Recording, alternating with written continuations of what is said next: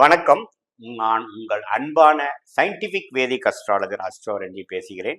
நல்லது நினைப்போம், நல்லதே நடக்கும். இந்த வீடியோல நாம மிதுன ராசிக்காரர்களுக்கு மே 2024 மாதங்கள் எப்படி இருக்க போகுது, மாதம் எந்த மாதிரி பலாபலன்கள் கொடுக்க போகிறதுங்கிறது மிதுன ராசிக்காரர்களுக்கு பார்க்க போறோம். அதுக்கு முன்னாடி ஃபர்ஸ்ட் டைம் நம்மளோட சேனல் வந்தவங்க மறக்காம சப்ஸ்கிரைப் பண்ணுங்க. உங்களுக்கு பிடித்த வீடியோஸ் ஃப்ரெண்ட்ஸ் அண்ட் ரிலேட்டிவ்ஸ்க்கு ஷேர் பண்ணுங்க. இப்போ நம்ம வீடியோக்குள்ள போவோம். இப்போ பார்த்தீங்கன்னா மிதுன ராசிக்காரர்களுக்கு அஷ்டம சனி முடிந்து ஓரளவுக்கு கடந்த ஒரு வருஷமாக ஓரளவுக்கு நல்லா வந்துட்டு இருக்காங்க. அந்த அடிப்படையில குரு 11ஆம் இடத்துல இருந்து சில நல்ல லாபங்களும் சில நல்ல முன்னேற்றத்தையும் வாழ்க்கையில கொடுத்தது. அது எந்த விதத்திலையும் ஒரு சந்தேகமே இல்லை.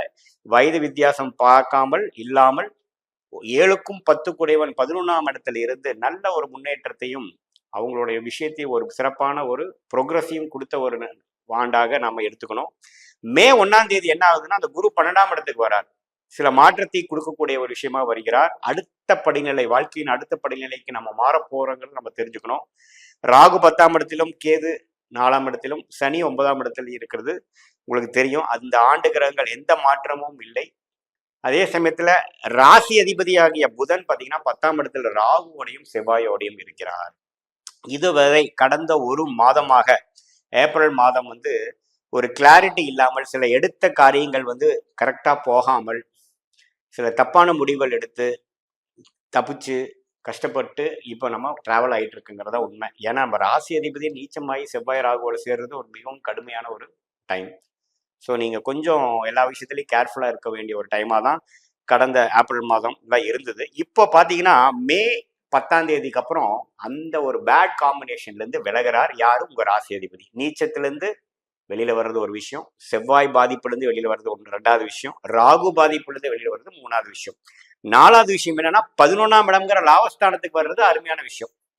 ஸோ மே 10ல இருந்து புதன் 11ஆம் இடத்துக்கு வர்றது ஒரு அருமையான இது. அதே சமயத்துல மே 19ஆம் தேதி சுக்கிரன் பார்த்தீங்கன்னா மேஷத்துல இதுவரை 11ஆம் இடத்துல இருந்த சுக்கிரன் 12ஆம் இடத்துக்கு போறார்.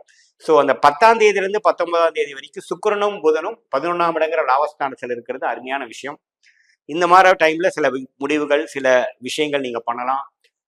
குரு கேதுவை 4ஆம் இடத்துல பார்ப்பதனால சில இடம் வாங்குது, இடம் கொடுக்கறது, வீடு வாங்குதல், சில வீட்டுக்கு வேணுங்கிற ஒரு அசையாத பொருட்கள் வாங்குறது, மூவபிள் அண்ட் இம்மூவபிள் அசெட்ஸை வாங்கக்கூடிய ஒரு டைம் பார்த்தீங்கன்னா மே 10லேருந்து மே 19க்குள்ள நீங்க எடுக்கிற விஷயங்கள்லாம் நல்லா வரும்.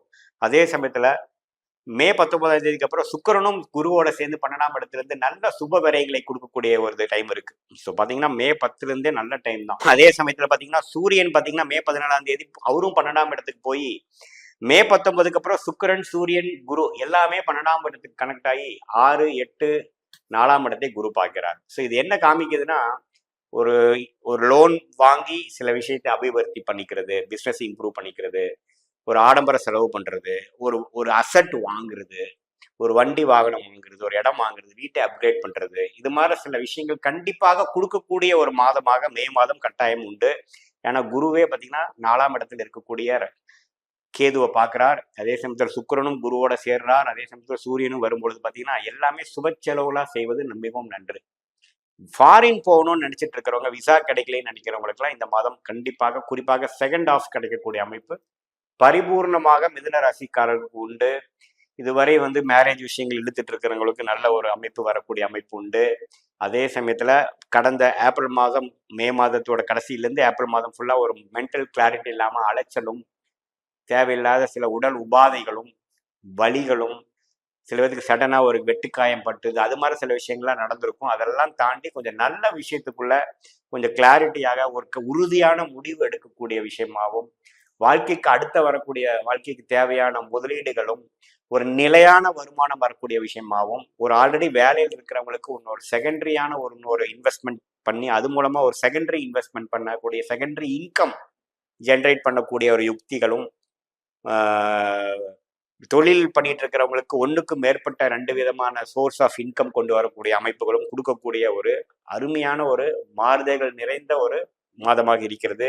குரு 12ஆம் இடத்துக்கு போய்விட்டார் என்று நீங்கள் பயப்பட வேண்டியதில்லை. பணம் என்னன்னா கையில இருக்காது, குரோ ஆகிட்டு இருக்கும், இன்வெஸ்ட்மெண்ட் பாக்கெட்ஸ் அசெட்ஸ்ல இருக்கும், ஒரு வசதி வாய்ப்புகள் பெருக்கிற லெவல்ல இருக்குமே ஒழிய கையில பணம் வச்சுக்காம அது கரெக்டான விஷயத்துல யூஸ் பண்ணக்கூடிய ஒரு இப்போ வரக்கூடிய ஒரு ஆண்டுக்கு முதல் மாதமாக இருப்பதனால், குரு பயிற்சியோட முதல் மாதமாக இருப்பதனால், இது அடுத்து வரக்கூடிய ஒரு 12 மாதத்துக்கு வேணுங்கிற ஒரு ஃபவுண்டேஷன் மாதமாக, ஒரு ஒரு எல்லா விஷயத்தையுமே அமைச்சு கொடுக்கக்கூடிய ஒரு மாதமாக கண்டிப்பாக மே மாதம் இருக்குது என்பதை நம்ம தெரிந்து கொள்கிறோம்.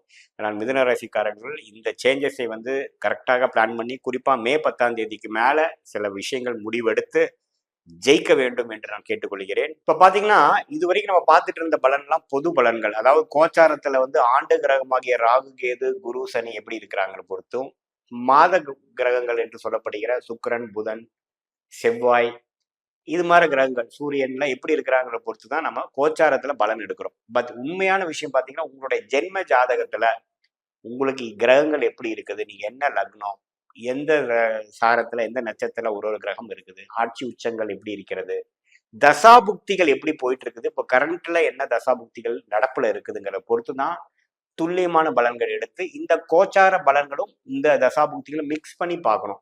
ஒரு 80% பார்த்தீங்கன்னா உங்களுடைய தசாபுக்திகள் பலன் கொடுத்து அதுக்கு சப்போர்ட்டிங் ஃபேக்டராக இந்த கோச்சார பலன்கள் நம்ம எடுத்துக்கணும். அதுதான் வந்து கரெக்டான துல்லியமான பலன் எடுக்கக்கூடிய ஒரு அணுகுமுறை.